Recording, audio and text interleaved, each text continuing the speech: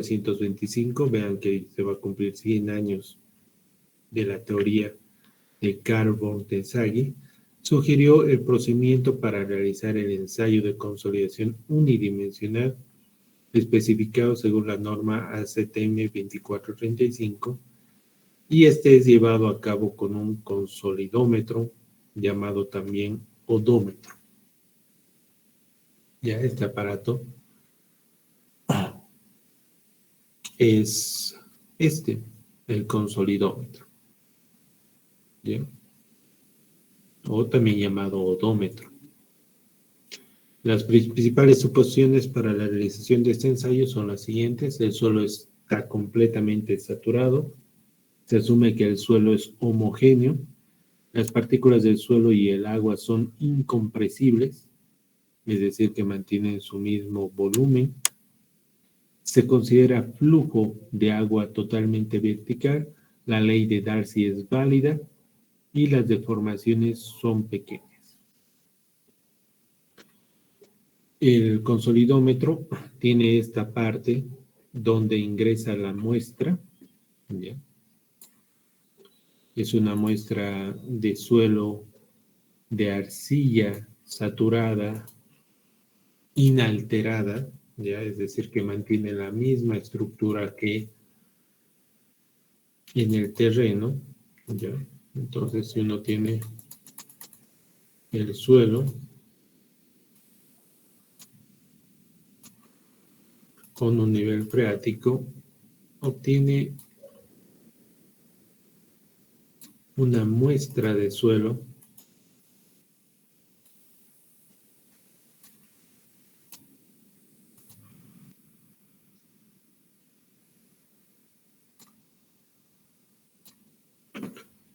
en condiciones naturales, de tal manera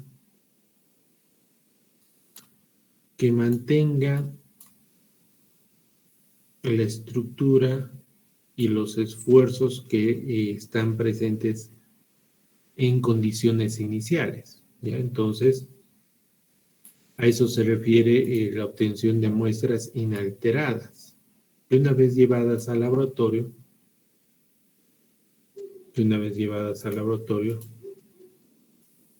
se tallan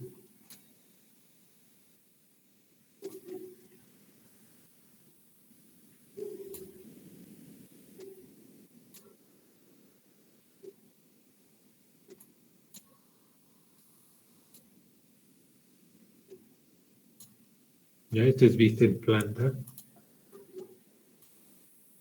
Se coloca la muestra en un anillo metálico.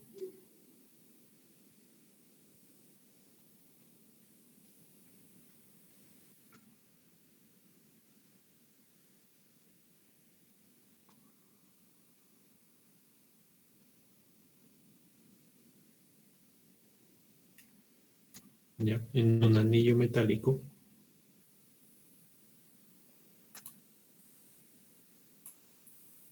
Este es el anillo metálico.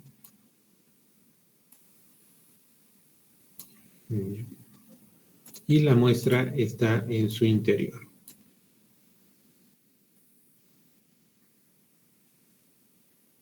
Ya, la muestra de arcilla.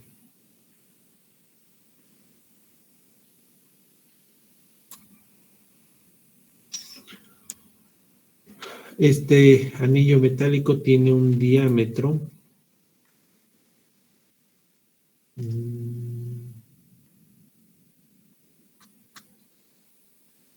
Aquí está. Preparación de la muestra. Los ensayos deben ser desarrollados en muestras inalteradas de alta calidad de arcillas o material fino saturado, ¿ya? Entonces, se obtiene esta muestra por debajo del nivel freático. De esa manera se garantiza que el suelo está saturado. Que traten de reflejar con mayor precisión posible las propiedades que presenta el suelo en campo.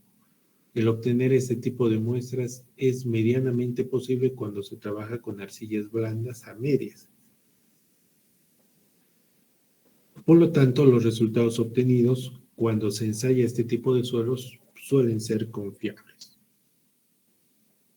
Por otra parte, es también importante conservar en la muestra las condiciones que se presentaban en el terreno, es decir, mantener el contenido de humedad durante su almacenamiento para el posterior traslado del laboratorio y durante el preparado de la muestra del mismo. A continuación, la figura 243 muestra el diagrama esquemático del consolidómetro y la muestra del suelo que se observa tiene la forma de un disco de 63.55 milímetros de diámetro y una altura de 25.4 milímetros. Y es cortada a partir de la muestra inalterada extraída de campo para luego ser colocada dentro del anillo metálico. El propósito de este anillo es mantener cero la deformación horizontal, garantizando así que la consolidación sea unidimensional. ¿Ya? Entonces, este anillo metálico, tiene un diámetro de 63 milímetros.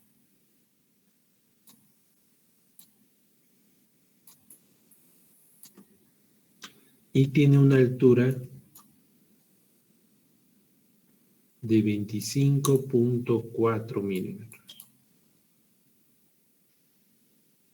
¿Ya? Entonces es una muestra pequeña, ¿ya? Encima de esta muestra de suelo, debajo del consolidómetro, existen dos piedras porosas.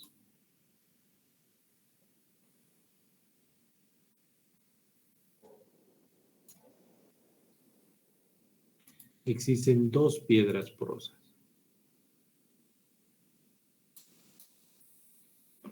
Estas piedras porosas, bueno, la de arriba es de forma circular, ¿ya? La de arriba es de forma circular. Y la de abajo es mucho más amplia, ¿ya? Pero ¿cuál es la idea de las piedras porosas? Las piedras porosas son un material rígido, ¿ya? Un material duro, que permiten el paso del agua, ¿ya? Que permiten el paso del agua y no el paso de las partículas de suelo, ¿ya? Esto es importante porque este consolidómetro va a trabajar con la aplicación de cargas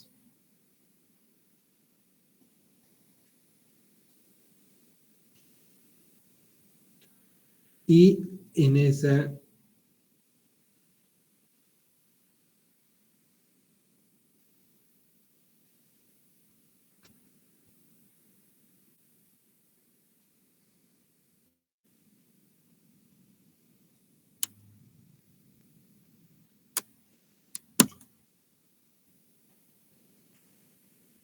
es decir, el consolidómetro va a trabajar aplicando una carga a este suelo y midiendo su reacción, que es la deformación. Pero las piedras porosas van a garantizar que esta deformación sea solamente producto de la expulsión del agua presente en el suelo y no así de la expulsión o del cambio de volumen de los sólidos dentro de esta muestra, porque existen dos piedras porosas que solamente permiten el paso del agua y no así el paso del material sólido, ¿ya? Por lo tanto, aquí las partículas del suelo se van a quedar dentro del elemento y las partículas de agua que están entre los espacios vacíos del suelo van a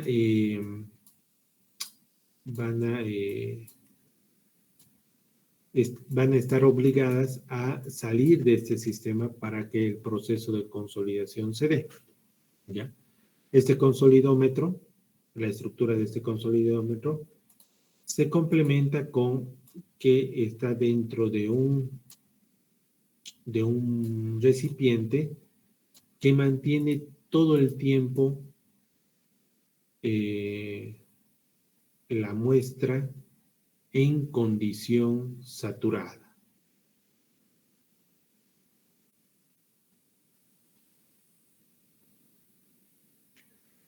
¿Ya? Entonces, esta pequeña muestra es la muestra de las condiciones en las cuales el suelo está presente en el terreno. ¿Ya? Una muestra de suelo por debajo del nivel freático, se asume que está completamente saturado. Todos los espacios vacíos entre las partículas de sólidas está completamente saturado. ¿Ya? Entonces, acá, este consolidómetro, ya en vista en foto, es esta. ¿Ya? La muestra está dentro de esto, ¿no?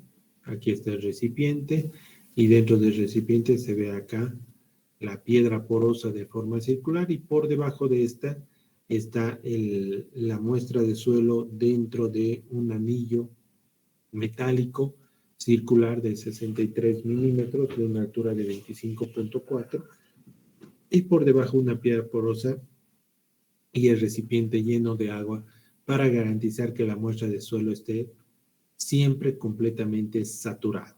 Entonces, un grado de saturación igual a 1. La muestra de suelo ha sido conservada con el contenido de humedad natural de la contenido de humedad que se ha obtenido de la muestra, ¿ya? Además, se realizó también el ensayo de gravedad específica. Estos dos datos son importantes porque al mantener la muestra de suelo completamente saturada, se puede aplicar la ecuación de grado de saturación es igual al contenido, grado de saturación por el índice vacío es igual al contenido de humedad por gravedad específica.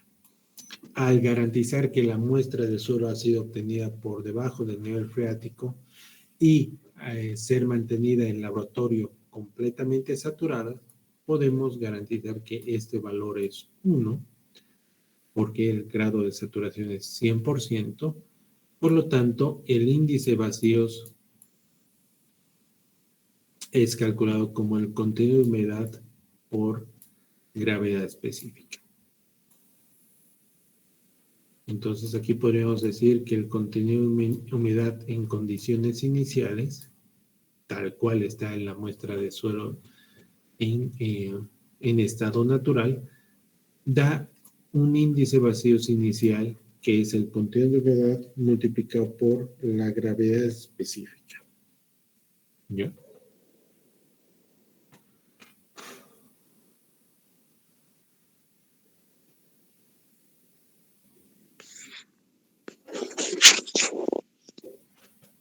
Además, se sabe, ¿ya? Porque nosotros hemos obtenido esta muestra de suelo, se sabe la profundidad en la cual hemos obtenido esta muestra de suelo y al haber calculado la gravedad específica, el contenido de humedad, el índice vacío, podemos obtener el peso del suelo. ¿Ya? Un momento, por favor.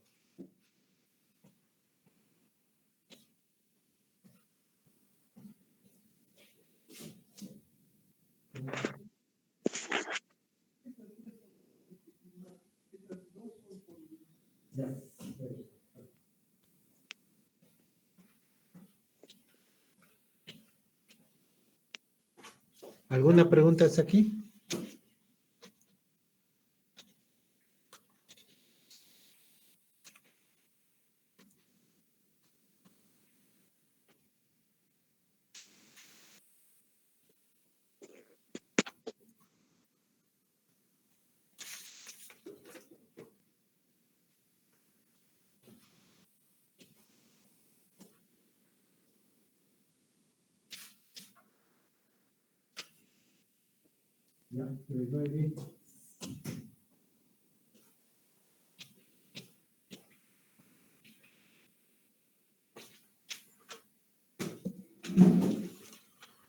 Entonces, el peso puede ser calculado. El peso puede ser calculado con las propiedades que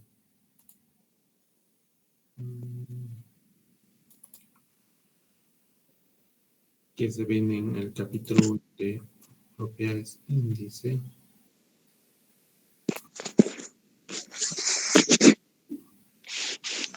Aquí está. Este puede ser. Esa.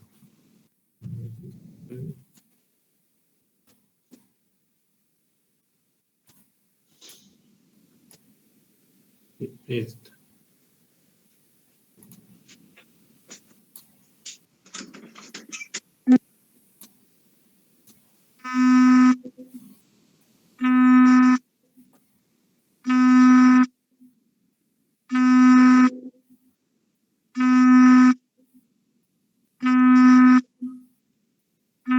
Medir con el índice de vacíos, uno puede tener el peso del suelo por sus propiedades índice, y al obtener el peso del suelo y al saber a qué profundidad se ha obtenido la muestra, uno puede calcular también el esfuerzo en el cual está sometido la muestra, ¿ya? De tal manera que estos dos valores nos indiquen cuál es la condición en la cual se encuentra la muestra del suelo en una gráfica de índice vacíos logaritmo del esfuerzo efectivo vertical. Y este es como un dato inicial. ¿Listo? Entonces, esta muestra de suelo que tiene estas características se lleva al laboratorio para poder simular el proceso de consolidación. Al ser una muestra pequeña, ¿ya? Al ser una muestra muy pequeña, al tener este espesor de 25 milímetros, el proceso de consolidación se reduce, ¿ya? No es que tarda años en generar el asentamiento por consolidación, sino que por la escala de la muestra, el proceso de consolidación se da en un día. ¿Ya? Entonces, lo que se hace con este ensayo es generar cargas y verificar las deformaciones durante el día. ¿Bien? Durante el día. Entonces, el procedimiento es, paso 1, ensamblar el consolidómetro con la muestra evitando cualquier cambio de contenido de humedad. Como les había indicado en este esquema, instalada la muestra en el anillo, colocar 2 piedras porosas, una en la parte superior, otra en el fondo. Estas piedras sirven para facilitar el drenaje del agua de los poros, ya sea por la cara superior o la cara inferior. Además, tienen la característica de ser suficientemente duras para soportar la carga sin romperse y lo suficientemente porosas para permitir el paso libre del agua a través de ella. Como les había explicado. El paso número 2 es acomodar el consolidómetro en el aparato de carga como se muestra en la figura 242B y aplicar una carga de 5 kilopascales. Inmediatamente ajustar el deformímetro a la lectura de deformación 0 y si la muestra tiende a expandirse, adicionar carga hasta controlar la expansión. ¿Ya? Entonces, el paso número 1 es darle una pequeña carga, muy pequeña, de tal manera que se acomode todos los elementos y una vez que esté sujeto, ¿ya? Sujeto y ajustado, ¿ya? Colocar en 0 la lectura de la deformación, ¿ya? Que se hace a través de deformímetros, ya sean manuales. Hay otros consolidómetros mucho más modernos que son deformímetros digitales. Pero lo usual es que se tengan deformímetros manuales. Si la muestra se encuentra saturada, tomar la predicción de inundarla luego de aplicar la carga base. Luego de la inundación, si la muestra se expande, incrementar la carga hasta controlar la expansión y se debe registrar la carga necesaria para controlar la expansión y la lectura de la deformación resultante. Por el contrario, si es que la inundación de la muestra es realizada para simular condiciones específicas, como en la mayoría de los casos, entonces se debe producir una presión que es lo suficientemente grande como para prevenir la expansión.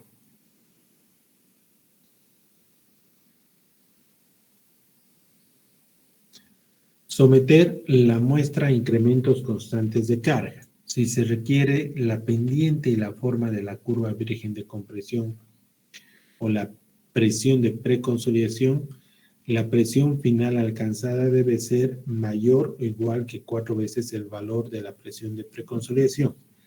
La descarga debe abarcar por lo menos 2 decrementos de presión.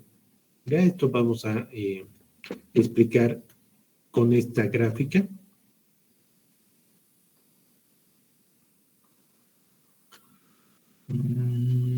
Cuyo resultado, lo que se pretende con este ensayo es obtener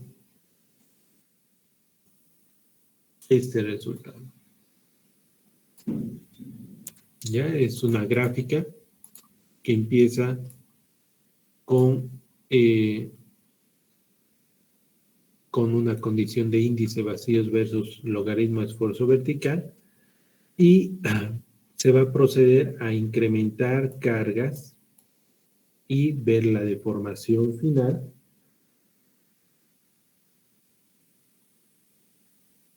mostrando esta zona. Ya esta zona donde se ve un cambio de pendiente brusco, un cambio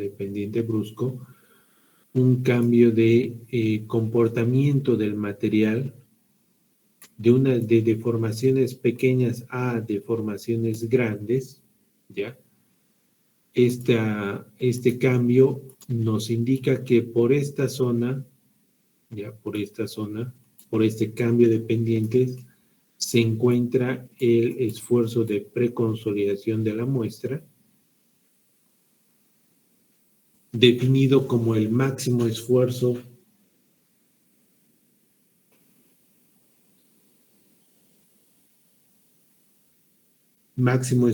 pasado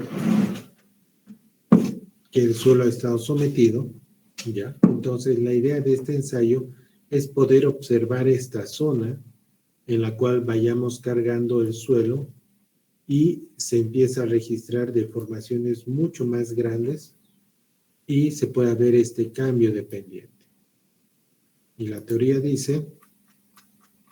indica que el ensayo debe ser realizado hasta alcanzar, la presión final alcanzada debe ser mayor o igual a 4 veces al valor de la presión de preconsolidación. Y más o menos este es el valor de esfuerzo de preconsolidación y el ensayo debe llegar a 4 veces este valor. Al menos 4 veces este valor. ¿Ya? Entonces, una vez alcanzado el máximo, se procede a la descarga. Que debe alcanzar por lo menos 2 decrementos de la presión. La secuencia de carga estándar comprende una relación de incremento de carga de 1 obtenida a través de la duplicación de cargas, debiéndose obtenerse valores aproximados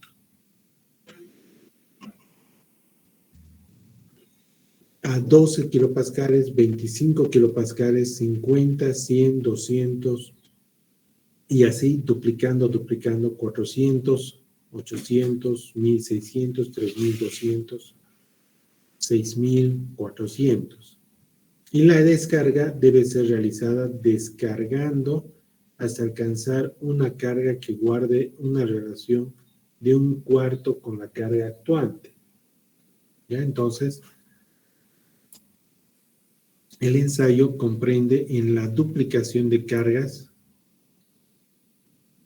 para poder observar el comportamiento de consolidación.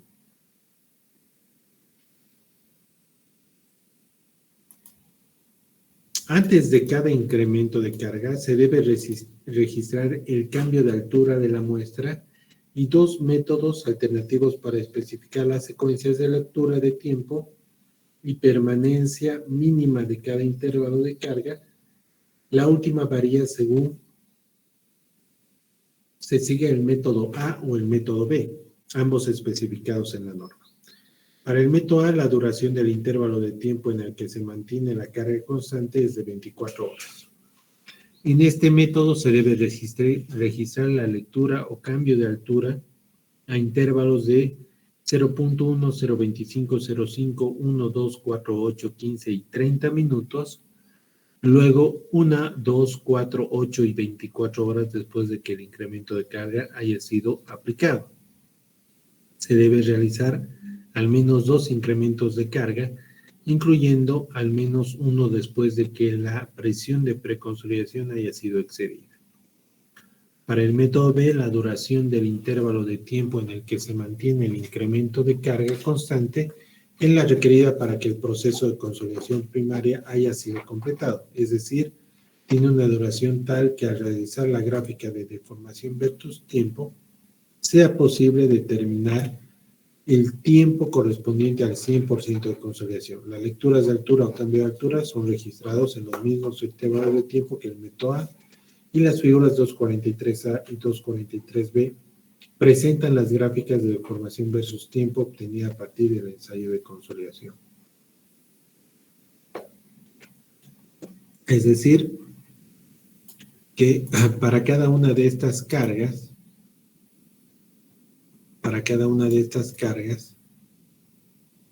hay un control durante el día de la deformación, ya la deformación que registra el deformímetro producto de la carga, ya en intervalos de tiempo, ya que han visto que es 0.1, 0.2, 0.5, 1, 2, 4, 8, 15, 30 minutos, 1 hora, 2 horas, 4 horas, 8 horas y 24 horas. Entonces, durante el día se va observando y se va registrando cómo el proceso de consolidación se da en esta pequeña muestra, ¿ya? Y una gráfica común es muy parecida a esta, donde se observa que ya a partir de cierto tiempo la deformación es constante, ¿ya? Entonces aquí podemos ver, o se dice que el proceso de consolidación ha llegado al 100%, ¿ya? Al 100%. Ya no se deforma más en función del tiempo. Al ser esta muestra una muestra muy pequeña, el proceso de consolidación se da durante el día, ¿ya? Entonces,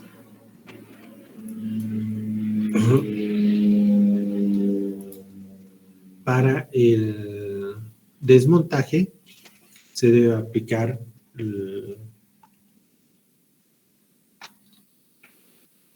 la carga de la base y desmontar rápidamente el aparato. Remover la muestra y el anillo del consolidómetro y sacar el agua libre presente en la muestra y del anillo y determinar la masa de la muestra del anillo y quitar la masa del anillo para obtener la masa húmeda final. El desmontaje se obtiene el anillo con la muestra de suelo, se se mete al horno y después de 24 horas, nuevamente se pesa y se determina el contenido de humedad final, que es un dato que nos sirve para posteriores análisis. Secar la muestra de arenillo en el horno para obtener el peso constante y determinar la muestra seca y calcular el contenido de humedad final. Concluido el ensayo, es posible realizar las gráficas observadas en la figura 243A y 243B, y a partir de la medición de la deformación a diferentes intervalos de tiempo producida por la aplicación del correspondiente incremento de carga, las gráficas observadas son simplemente dos maneras distintas de presentar los resultados. La primera plotea la gráfica en un papel semilogarítmico, mientras que la segunda plotea la misma gráfica en un papel aritmético. Para comprender de manera más clara el proceso del mismo de consolidación, se debe notar que este se halla muy relacionado a la variación del exceso de presión de poros y por lo tanto la variación de esfuerzos efectivos, siendo estos últimos los que producen el asentamiento en el suelo. ¿Ya? Entonces,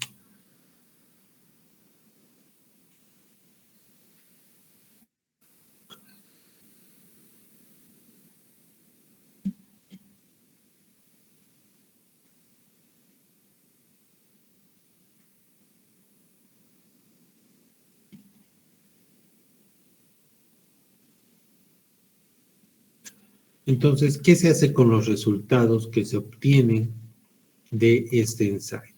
¿Ya? El resultado de este ensayo es la medición de la deformación, ¿ya? De la aparición de la deformación a lo largo de la aplicación de las cargas, ¿ya? Cada carga tiene durante el día una gráfica de deformación, ¿ya? Inicial y una deformación final, el cual denota que el proceso de consolidación se ha dado, ¿ya? El proceso de consolidación se ha dado.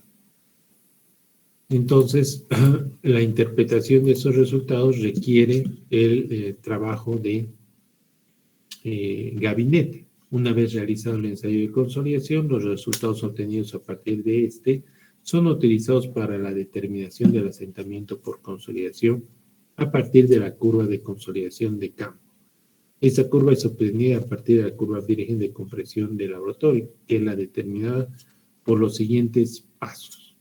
El paso número 1 es, para el incremento de la carga dado, el valor de la deformación vertical corresponde a la conclusión del proceso de consolidación causado por dicho incremento y está dada por la siguiente expresión.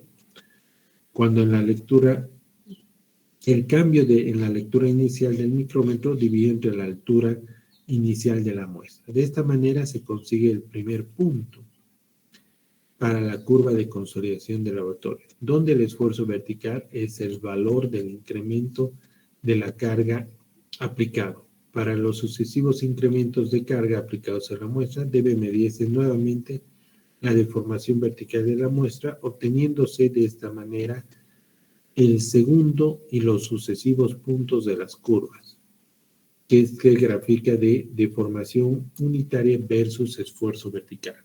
Este proceso debe continuar hasta haber obtenido los puntos necesarios para graficar la curva virgen de compresión del laboratorio. La curva de compresión del laboratorio puede ser presentada de dos maneras. La primera es una curva de deformación versus esfuerzo efectivo vertical, graficada en escala aritmética, y la segunda es muy similar, excepto que los esfuerzos efectivos son presentados en escala logarítmica. Ambas gráficas son presentadas en la figura 244. Ya vean que el resultado de graficar la deformación, la variación de deformación versus esfuerzo vertical en escala logarítmica se presenta esta, y en escala semilogarítmica de esta manera. Algo más elaborado es esta, ¿no? En la cual hay una carga y una descarga y se puede observar una zona de cambio dependiente en la cual relacionamos esta zona con la zona donde se encuentra el esfuerzo de preconsolidación. ¿Listo? Una vez alcanzado el máximo, se procede a la descarga y podemos observar la expansión en el suelo producto a la disminución del esfuerzo vertical.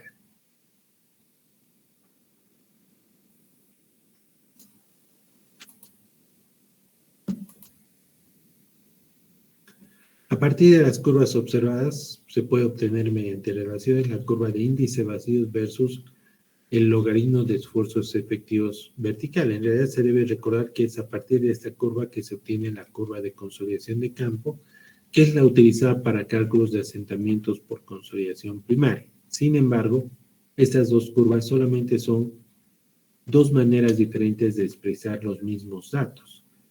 A partir de la figura 244, la deformación puede ser expresada en función del índice de vacíos, tomando en cuenta cualquier cambio de volumen de suelo de vacíos que es igual a el volumen de vacíos inicial menos el volumen de vacíos final. Y es producido por un cambio del índice de vacíos que es igual a la variación de índice de vacíos, es igual a la variación de volumen de vacíos entre el volumen de sólidos. Y a partir de las figuras 233C y 233D, el índice de vacíos inicial puede ser expresados como el volumen de vacíos inicial entre volúmenes de sólidos y el volumen de vacíos final entre volúmenes de sólidos como el índice de vacíos.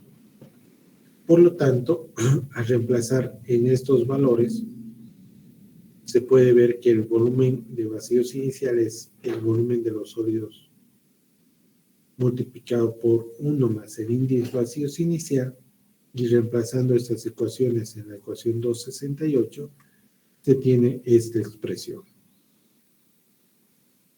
Por definición, la deformación unitaria del elemento es la variación de la altura entre la altura inicial y multiplicando la ecuación anterior por la del elemento en ambos miembros, se tiene esta deformación volumétrica, ¿no? Multiplicando por un área. De tal manera que la variación de volumen de vacíos es la variación de índice de vacíos por el volumen de sólidos entre el volumen de sólidos por 1 más el índice de vacíos. De esta expresión se simplifica el volumen de sólidos y despejando la variación de índice de vacíos es igual a la deformación unitaria multiplicado por el 1 más el índice de vacíos. Finalmente, el índice de vacíos final es igual al índice de vacíos inicial menos el cambio del índice de vacíos. Por lo tanto, aquí la variación de índice de vacíos se reemplaza. Y luego el valor de índice de vacíos puede ser obtenido a partir del contenido de humedad inicial de la muestra. Y aquí es lo que se utiliza en la expresión de índice de vacíos es igual al contenido de humedad por gravedad específica cuando la muestra está totalmente saturada. Y luego de expresar las deformaciones resultantes de la realización del ensayo de consolidación, en función del índice de vacíos, los datos obtenidos pueden ser graficados en un papel semilogarítmico y la gráfica observada en la figura 245 corresponde a los resultados obtenidos de la realización del ensayo de consolidación. La curva virgen de compresión del laboratorio y la curva de expansión son expresadas en la figura 244. Entonces, esta gráfica es el resultado de la interpretación de los datos registrados del ensayo de consolidación. Finalmente, Prakash afirman que no es posible realizar un número infinito de curvas de compresión variando solamente el contenido de humedad. Más aún, afirman que dependiendo del contenido de humedad inicial, es posible solamente realizar una familia determinada de curvas de compresión, existiendo curvas de compresión limitantes, es decir, un límite superior y un límite inferior, de los cuales se encuentran todas las posibles curvas de compresión, no existiendo curvas más allá de estos límites.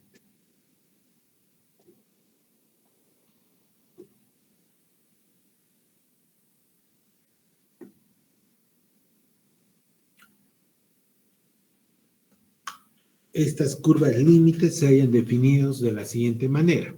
La curva de compresión global de borde superior es la curva índice vacíos esfuerzo vertical obtenida para un suelo cuyo contenido de humedad inicial es el contenido de humedad límite de expansión libre del suelo. El contenido de humedad límite de expansión libre del suelo es el contenido sobre el cual las fuerzas eléctricas controlan el asentamiento y debajo del cual las fuerzas gravitacionales comienzan a influir. La curva del estado de referencia, que a su vez puede ser considerada como la curva de borde superior para una muestra de suelo homogénea, es la curva índice vacíos versus esfuerzo vertical, obtenida para un suelo cuyo contenido de humedad inicial es el contenido de humedad límite de asentamiento del suelo. El contenido de humedad límite de asentamiento del suelo es el máximo contenido de humedad inicial de la suspensión suelo-agua para el cual el contenido de humedad final de sedimento formado es casi el mismo. La curva de compresión global de borde inferior es la curva de índice vacíos versus logaritmo esfuerzo vertical obtenida después de que el suelo ha alcanzado el equilibrio bajo un ciclo de consolidación.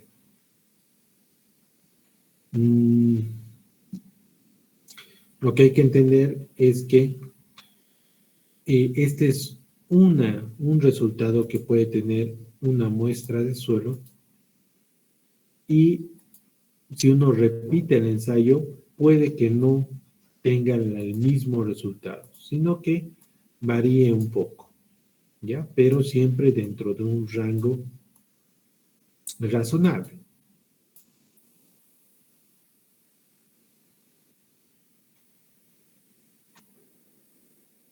La gráfica del resultado, ¿ya?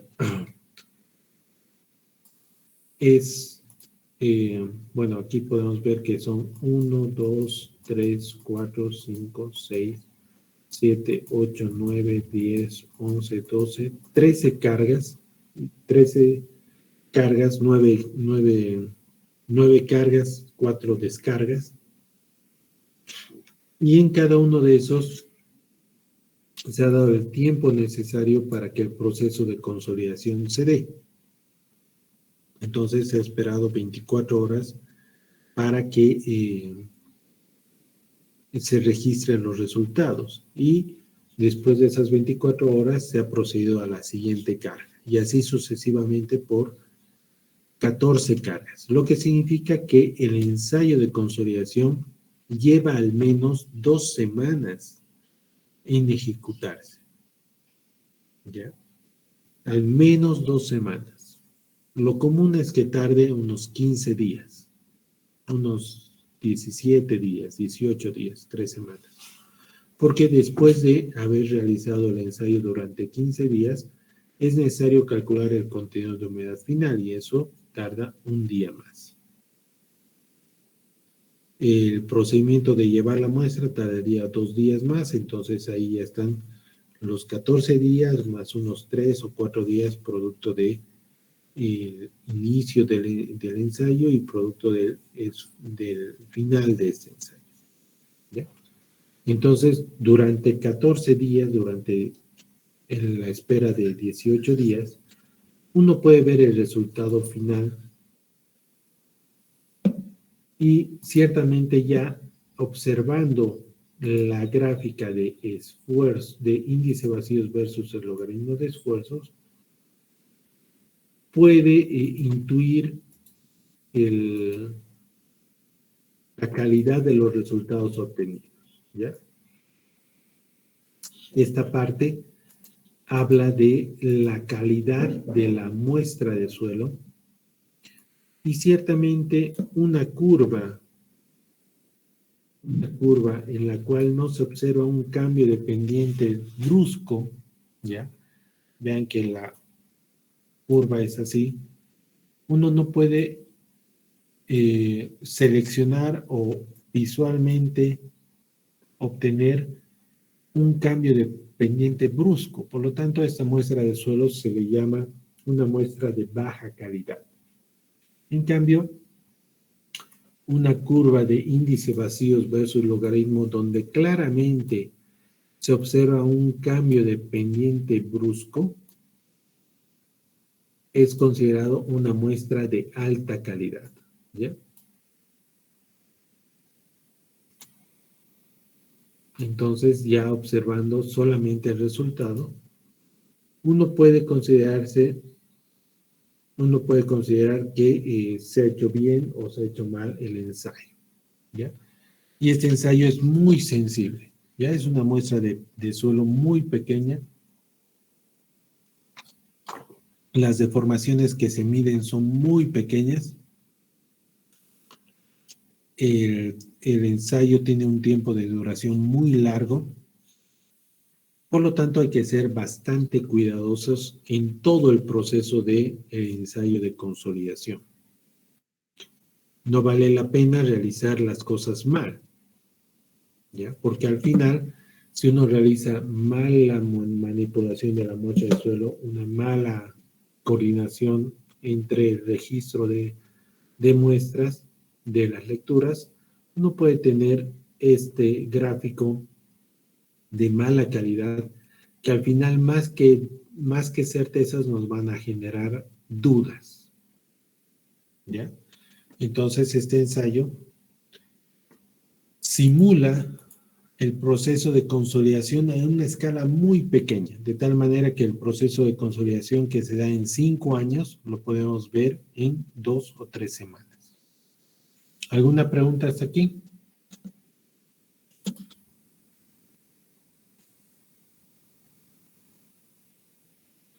Ya. Tomemos un descanso, a las 9:50 vamos a empezar, vamos a continuar la clase. Gracias. De asentamiento, un solo valor de las propiedades de índices de compresión e índices de recompresión, ¿no? Aquí hemos calculado el índice de compresión y el índice de recompresión de este suelo. Por lo tanto, hay que transformar este resultado del ensayo de consolidación a un resultado numérico. ¿Ya? Y para esto existen estos procedimientos. Ya existen estos procedimientos de interpretación. Primero, la determinación de la presión de preconsolidación a partir de la curva de compresión del laboratorio. ¿Ya? En este sentido, el texto presenta dos procedimientos, que es el procedimiento de Casagrande y el procedimiento de log-log. ¿Ya? Más fácil de entender inicialmente es el procedimiento log-log, ¿ya? En el cual lo vamos a explicar primero, es transformar la parte de compresión, ya esta parte, en una curva de una gráfica del logaritmo de índice vacíos versus logaritmo esfuerzo efectivo vertical. ¿Ya? Entonces, el resultado del ensayo de consolidación es visto en una gráfica del logaritmo versus logaritmo. En esta transformación de gráficas logarítmicas se observa en el inicio y en el final del resultado, unas rectas, ¿ya? Estas rectas se ajustan a una recta lineal y se prolongan.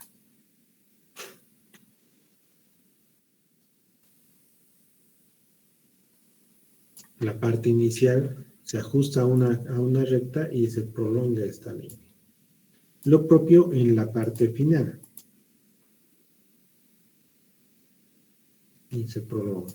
De tal manera, la intersección de estas dos curvas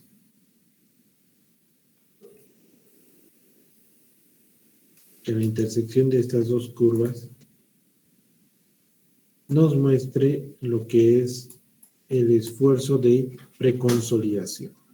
¿Ya? Entonces, según este método, la intersección de estas dos curvas en la curva logaritmo de índice vacíos versus logaritmo del esfuerzo de preconsolidación, del esfuerzo vertical, nos muestra lo que es el valor del esfuerzo de preconsolidación.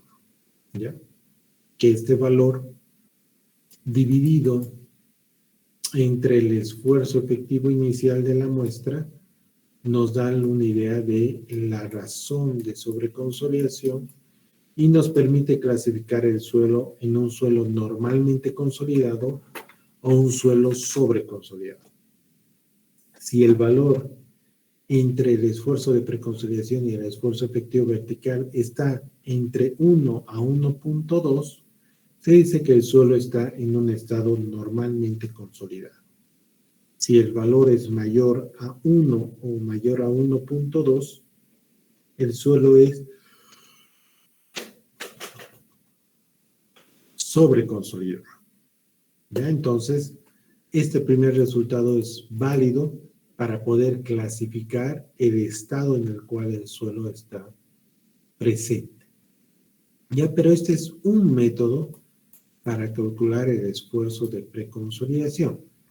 El segundo método es el método de Casagrande, que es un procedimiento en el cual se observa de la siguiente manera. En la gráfica de índice vacíos versus logaritmo de esfuerzo efectivo vertical, primeramente de la curva que se genera más o menos por esta zona en la cual se identifica un cambio de pendiente brusco. Ya, vamos a leer tal cual está la metodología para no equivocarnos. Dice identificar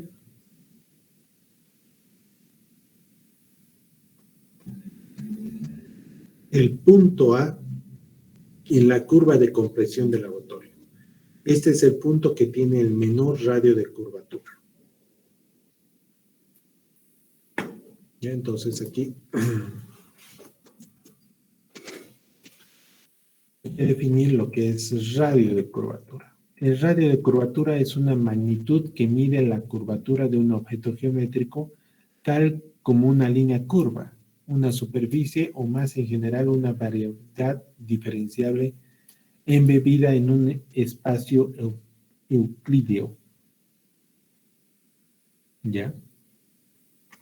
Vamos a buscar una imagen que nos demuestre el radio de curvatura. Vamos a seleccionar.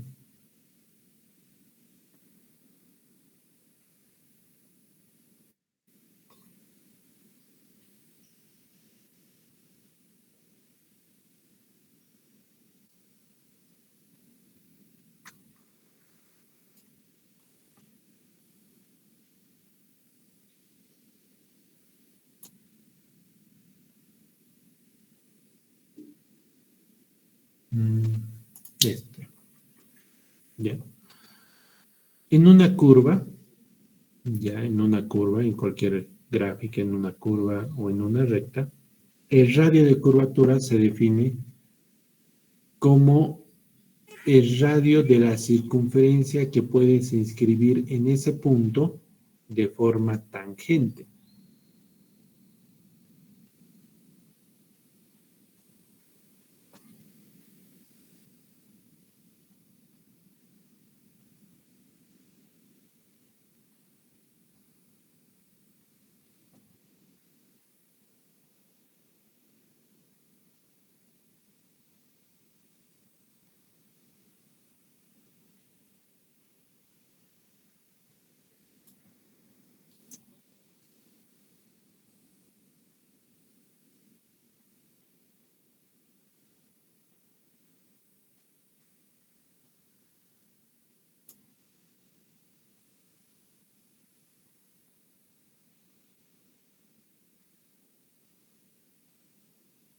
Este es. ¿Ya? Entonces, en una curva, ya en esta curva que está resaltado con negrita, en un punto dado existe una circunferencia que se puede inscribir de tal manera que sea tangente en ese punto, ¿ya? Que forme una tangente. Entonces, el radio de esa circunferencia se llama radio de curvatura. Entonces, en una gráfica, ya como esta,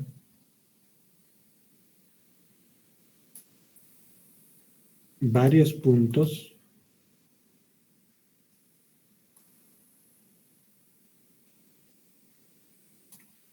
ya tienen diferentes radios de curvatura.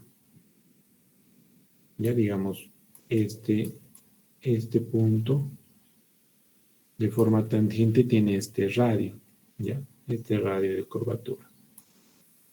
Este otro punto, de más acá, ya tiene este otro radio que sea tangente en ese punto, ¿ya? Entonces la teoría dice que mientras más estrecho, ¿ya? sea la curva, el radio que puedes inscribir es menor, ¿ya? En cambio, cuando es una parte ya más plana, más recta, la circunferencia que ingresa ahí es mucho más grande. ¿Ya? Digamos, el punto tangente de este punto de acá, ¿ya? De este punto, su radio de circunferencia es muy grande, ¿ya? Entonces, aquí, Casagrande indica que hay que identificar el punto con el menor radio de curvatura. Con el menor radio de curvatura. Y a ese punto llamarlo el punto A. ¿Ya? Entonces, haciendo un zoom, ¿ya? Hay que identificar el punto A, el cual presenta el menor radio de curvatura. Luego, sobre ese punto A, dibujar una horizontal. ¿Ya? Dibujar una horizontal. Sobre ese punto A, dibujar una tangente a la curva que pase por el punto A.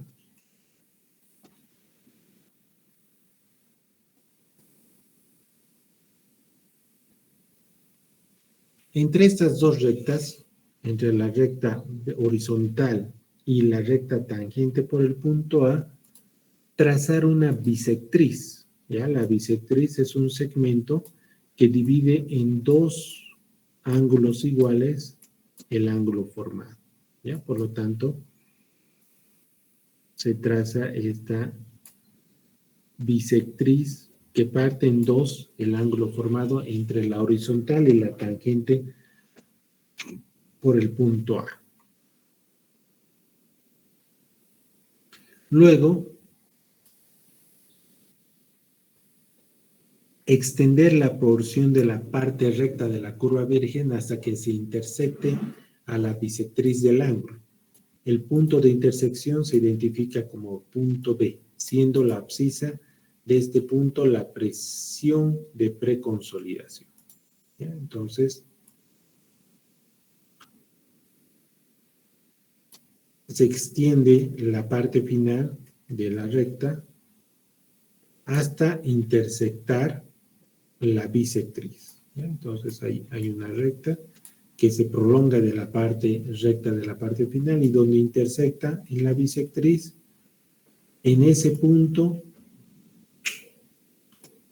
es el esfuerzo de esa intersección, es el definido como el esfuerzo de preconsolidación.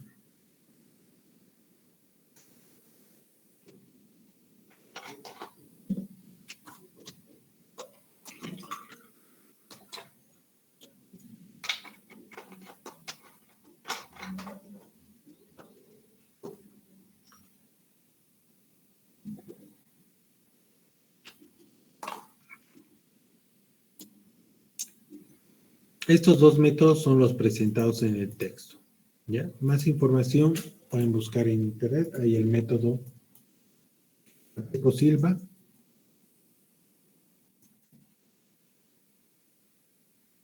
De interpretación de esfuerzos de preconsolidación.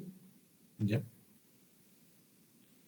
Hay el método de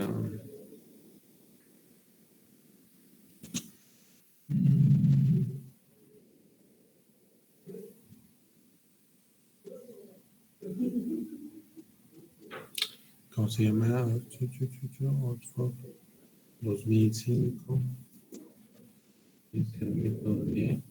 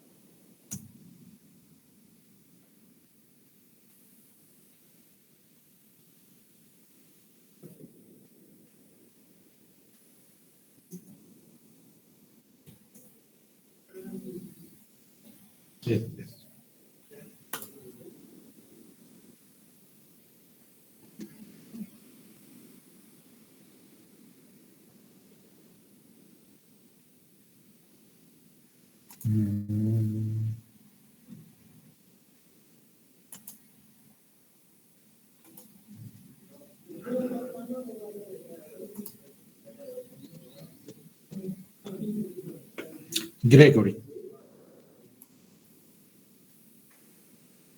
De Gregory del 2006, que aplica una teoría matemática para calcular el esfuerzo de preconsolidación.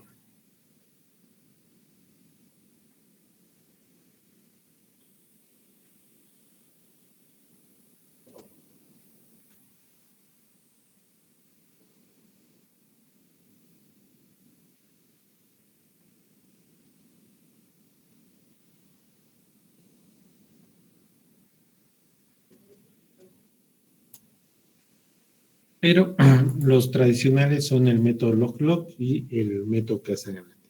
¿Ya? Ciertamente hay una variación de resultados, ¿ya?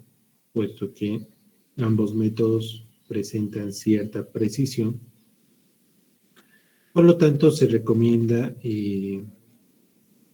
presentar el resultado como el promedio de ambos. ¿Ya?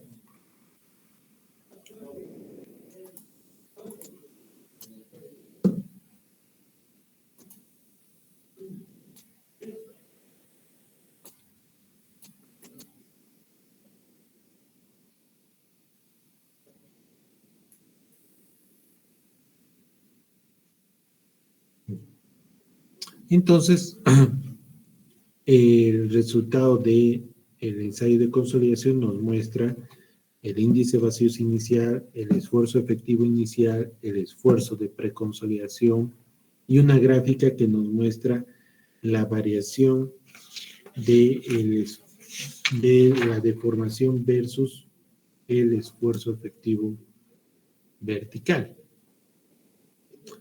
Entonces, estos resultados se transforman en el cálculo de las pendientes de índice de compresión y índice de recompresión.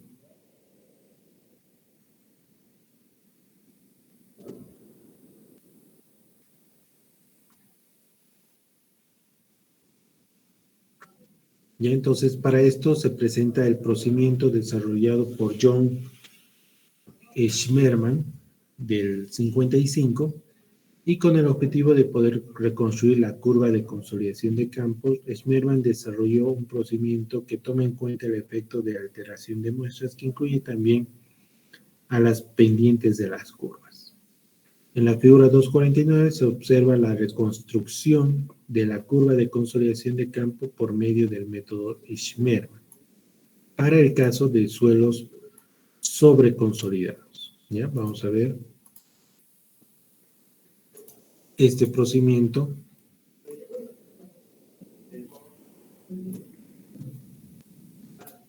por el método Schmermann, que dice, 1. Paso número 1. Extender la porción recta de la curva virgen del lavatorio hacia abajo hasta que ésta intersecte a la abscisa de un índice de vacíos de aproximadamente 0.42, el índice de vacíos inicial. Este es el índice de vacíos mínimo aproximado en la mayoría de los suelos reales. El punto de intersección está representado por el punto E de la figura 249.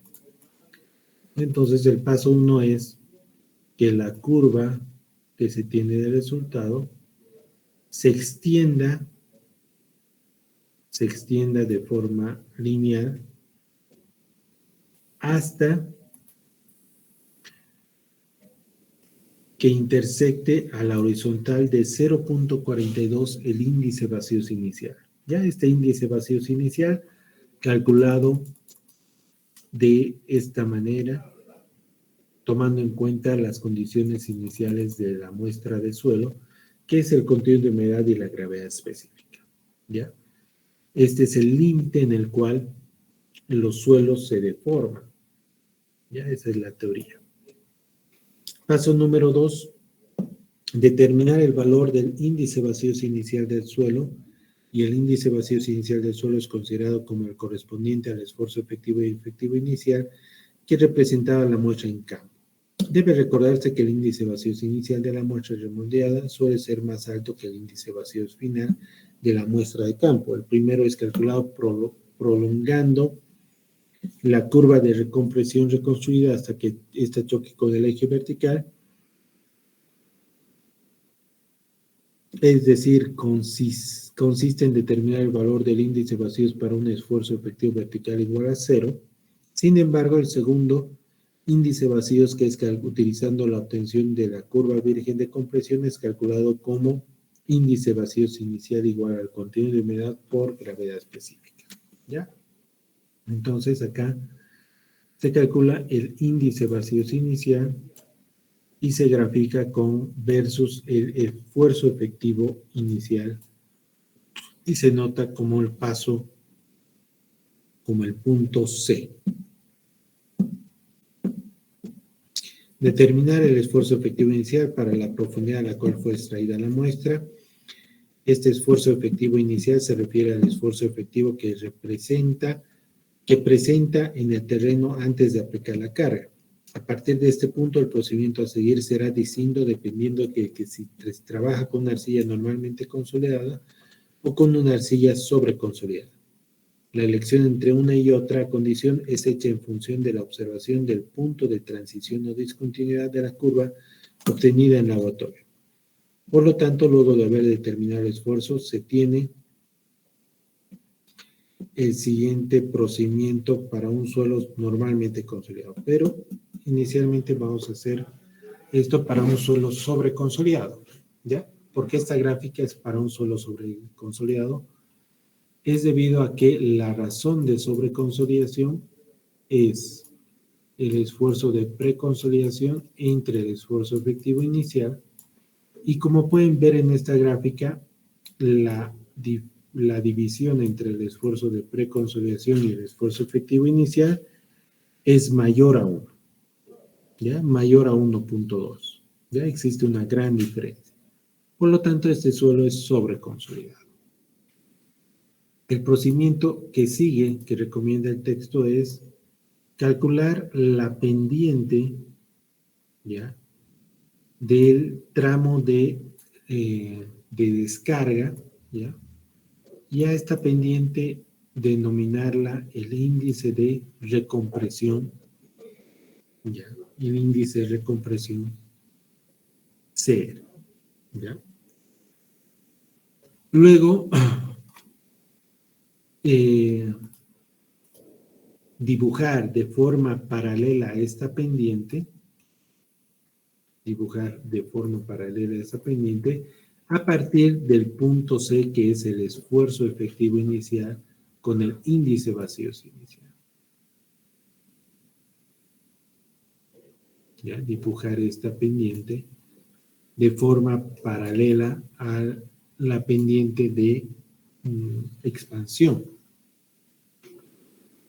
hasta el esfuerzo de preconsolidación determinado por los anteriores métodos, ¿ya? Por el método Casagrande y el método Lock-Lock. Entonces, a ese punto denominarlo D, punto D. Unir, ¿ya? El siguiente procedimiento es unir el punto D con el punto E que ha sido determinado en el paso número 1, y la pendiente de estos dos puntos nos va a dar la pendiente del índice de compresión.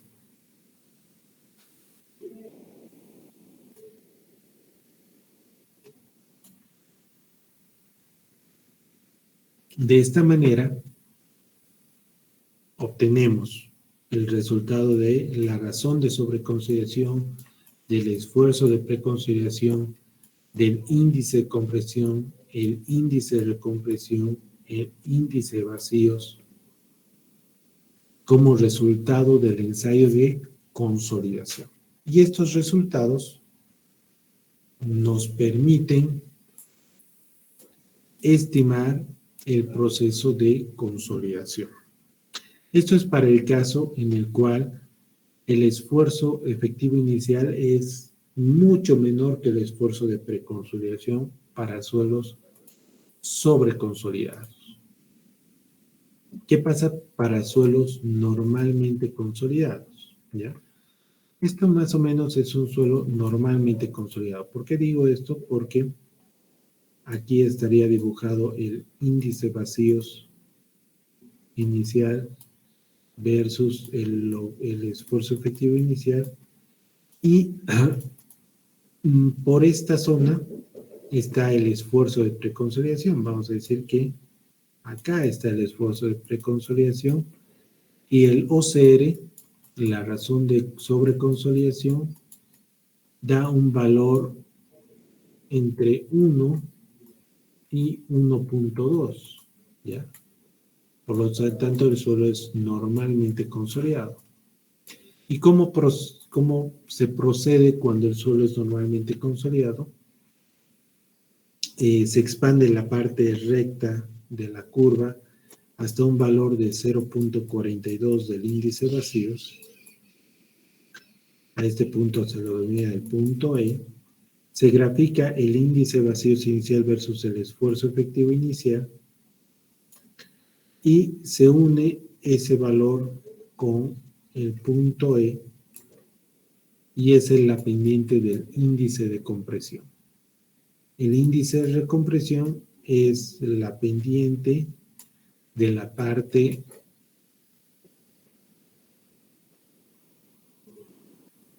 de descarga del ensayo, ¿ya?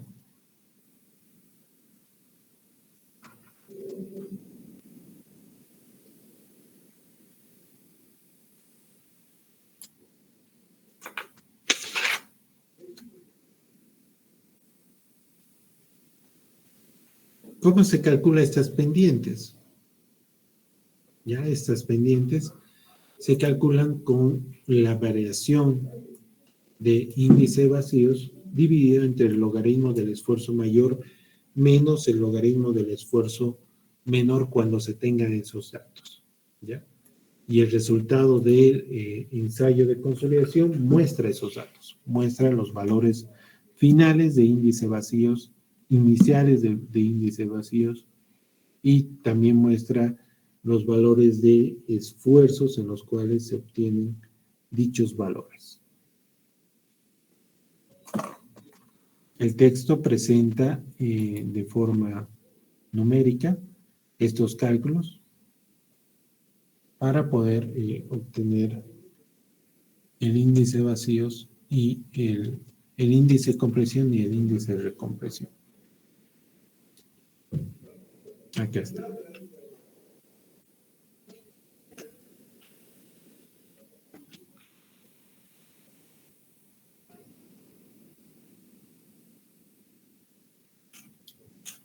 Entonces, según Fox en 1995, los valores del índice de recompresión obtenidos en los ensayos de consolidación en arcillas saturados son aproximadamente igual a 2 veces el valor de índice de recompresión que se presenta en realidad en el campo.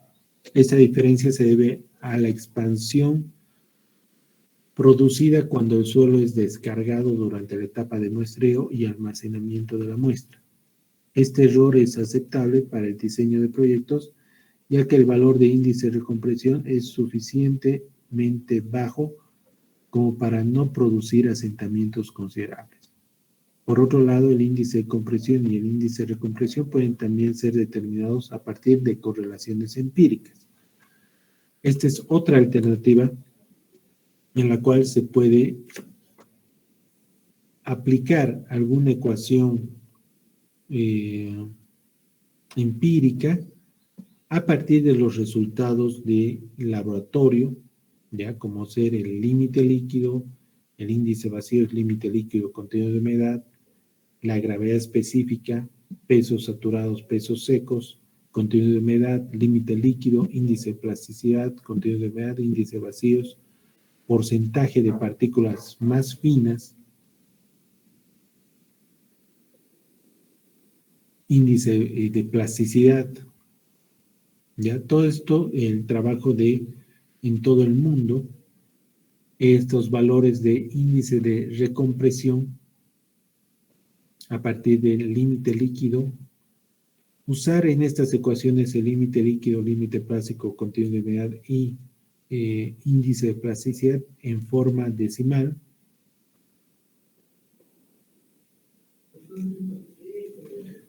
Por otra parte, Tucumo en 2004 logró hacer una serie de ensayos para distintas muestras de arcillas, determinaron el índice de compresión que se haya relacionado de esta manera. Y un trabajo muy importante realizado por Salinas, Eligio Salinas y Antonella Araníbar, en el 2004, proponen la ecuación 281 basándose en ensayos realizados en 11 muestras de suelo no disturbadas, sobreconsolidadas y saturadas de distintas ubicaciones de la ciudad de Cochabamba. La correlación entre el índice de compresión y la porosidad es una correlación elevada, por tanto la correlación se ajusta de manera satisfactoria a suelos de Cochabamba. El módulo de compresibilidad volumétrica es encontrado de la gráfica realizada a partir de los datos obtenidos en laboratorio, y este módulo es por definición el recíproco del módulo de elasticidad y obtenido como pendiente de la curva de deformación versus esfuerzo efectivo vertical. Este módulo es determinado a partir de la ecuación 275 que combinada con la ecuación 2.2, de esta última para el incremento de esfuerzos dado se produce un incremento de deformación dado y ambos valores se encuentran relacionados a partir de la siguiente expresión. Y entonces el módulo de compresibilidad volumétrica se calcula a partir de estas ecuaciones. Debido a que el módulo de compresibilidad volumétrica es por definición recíproco al módulo de elasticidad, se tiene esta ecuación. ¿Ya? Por lo tanto, acá se puede calcular el módulo de compresibilidad volumétrica, que se observa que no es constante, puesto que depende del rango de esfuerzos efectivos que es usado en el cálculo. Un valor representativo del módulo de compresibilidad volumétrica puede ser encontrado entre los esfuerzos efectivo inicial y el esfuerzo efectivo final, y finalmente a partir de la figura 251 puede observarse que el valor del coeficiente de compresibilidad, que es la pendiente de la curva hallada entre los puntos de niveles de esfuerzos efectivos en consideración.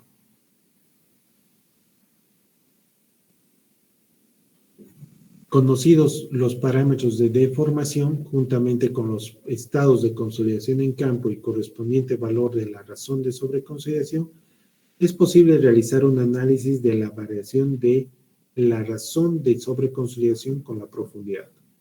A continuación, si se considera un perfil de arcilla homogéneo, es decir, que conserva el mismo perfil geológico a través de toda la profundidad, con el nivel freático situado en la superficie y del cual se ha extraído una muestra de suelo a una profundidad H0 pueden ser determinadas a partir de ensayos realizados sobre la muestra. Propiedades tales como el contenido de humedad, gravedad específica, peso específico y a través de la realización del ensayo de consolidación es posible obtener valores correspondientes a coeficientes de compresión, coeficiente de recompresión y razón de sobreconsolidación. Luego, la variación de esta última puede ser obtenida determinando el índice de vacíos inicial correspondiente a la muestra extraída, como se muestra acá, que ya le hemos dicho que esto sale de la ecuación de grado de saturación, índice de vacíos es igual al contenido de humedad por gravedad específica, tomando en cuenta que el suelo está completamente saturado, se asume grado de saturación igual al 100%, igual a 1, y queda el índice de vacíos es igual al contenido de humedad por gravedad específica. El subíndice 0 de la ecuación indica que las propiedades corresponden a la muestra extraída. Del mismo modo, el valor del peso específico puede ser determinado en función de las propiedades del índice de suelo, siendo el peso específico saturado igual a la diferencia del peso del suelo en consideración menos el peso específico del agua, y reemplazando en esta ecuación y despejando se tiene la siguiente inecuación. ¿Ya? Luego el peso específico saturado de la muestra extraída es igual al peso del agua multiplicado por gravedad específica menos 1 entre 1 más el índice de vacíos inicial. Conocido el peso específico saturado de la muestra, la sobrecarga inicial en el punto a la cual fue extraída la muestra se puede determinar como que el esfuerzo efectivo inicial es el peso específico saturado multiplicado por la altura. De acuerdo a estas definiciones hechas anteriormente, el valor de sobreconsolidación es definido como el esfuerzo de preconsolidación entre el esfuerzo efectivo inicial. Entonces, la presión de consolidación es igual a el esfuerzo efectivo inicial por la razón de sobreconsolidación.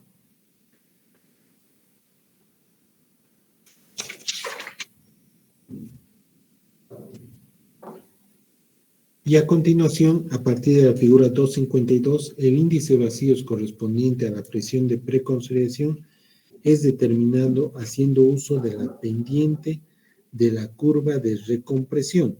Cabe recalcar que la condición homogénea de un estrato hace posible utilizar la misma curva de consolidación para todo el estrato, de tal manera que se pueda determinar el índice de vacíos correspondiente a la presión de preconsolidación, que es igual a esta ecuación.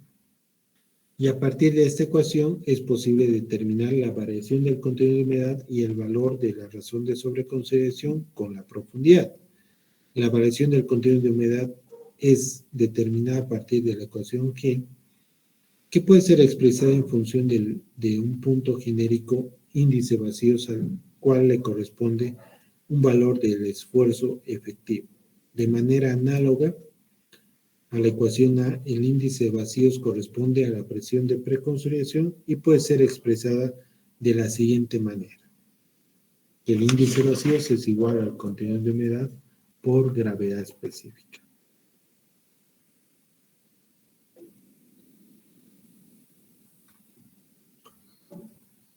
Finalmente, despejando el contenido de humedad, se puede representar esta ecuación de humedad versus la profundidad. Gráficamente se puede obtener esta gráfica en la cual varía la razón de sobreconsolidación con la profundidad. A medida que se va profundizando, lo usual es que el suelo pase en la superficie de un suelo sobreconsolidado a un suelo normalmente consolidado. De tal manera que la razón de sobreconsolidación nos indica en qué punto el suelo ya es totalmente rígido y empieza a ser un suelo normalmente consolidado.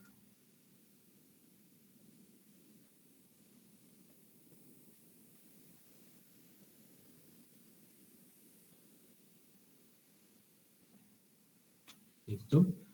Entonces es usual tener un suelo donde la razón de sobreconsolidación, el OCR, versus la profundidad varíe de mayor a menor, usualmente, ¿no? Hasta el valor de la razón de sobreconsolidación igual a 1, y a partir de ahí el suelo se considera normalmente consolidado, y un OCR mayor a 1.2, el suelo se comporta en un suelo sobreconsolidado.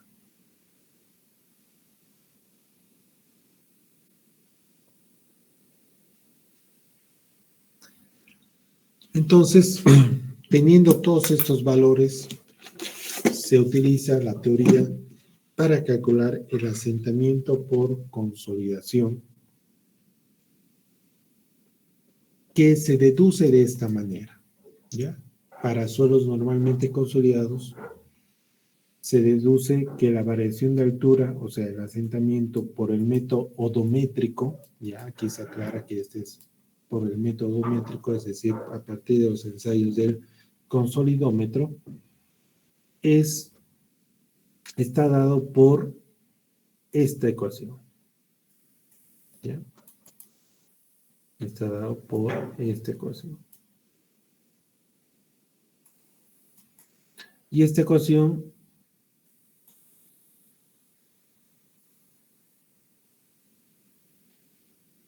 predice, ¿ya?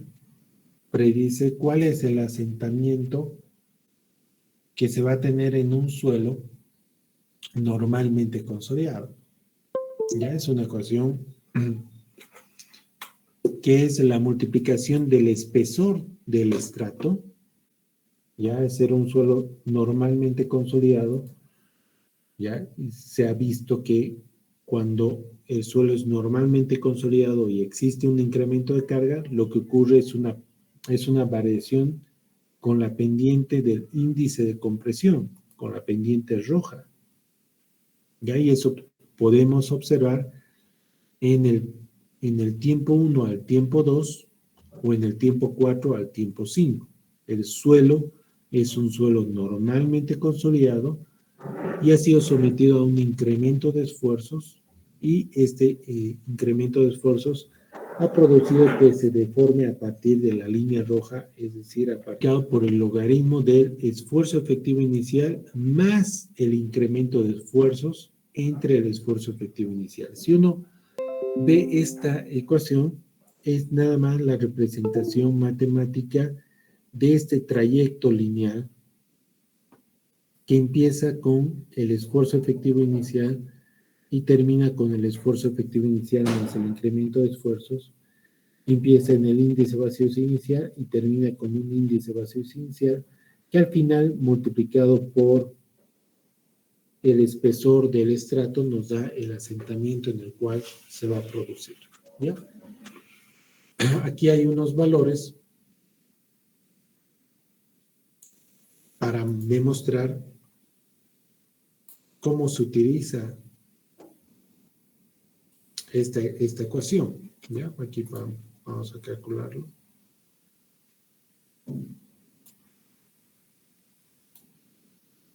Y dice, el esfuerzo efectivo inicial es 100